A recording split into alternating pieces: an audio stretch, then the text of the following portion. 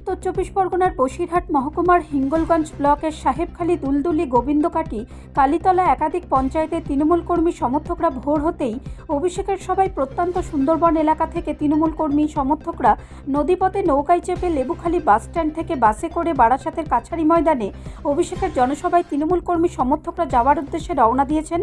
আজ বারাসাতের সভা থেকে অভিষেক বন্দ্যোপাধ্যায় কী বার্তা দেয় সেই দিকে লক্ষ্য রেখে কর্মী সমর্থকরা তারা 26শে নির্বাচনের আগে কী বার্তা দেয় অভিষেক বন্দ্যোপাধ্যায় সেই দিকে লক্ষ্য রেখে আজকের এই সভা তারা রওনা দিলেন। তৃণমূল কর্মী সমর্থকরা আগামী 26শে নির্বাচনে তৃণমূলের হিঙ্গলগঞ্জ বিধানসভাতে কি বলেন সেই দিকে সবার লক্ষ্য থাকবে, এমনটাই বললেন।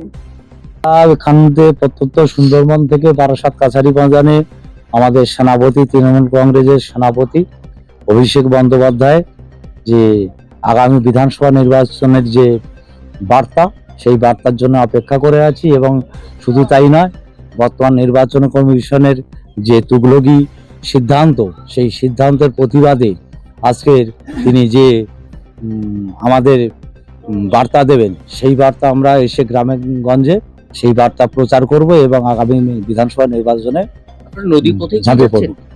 না, আমরা শুধু নদীপথে নয়, আমরা বাস এবং ট্রেন এবং অটোরিকশা যে যেভাবে পারে সেভাবে আমরা নেতৃত্ব ভাবে আমরা সেভাবে নিয়ে যাচ্ছি। আপনার নাম?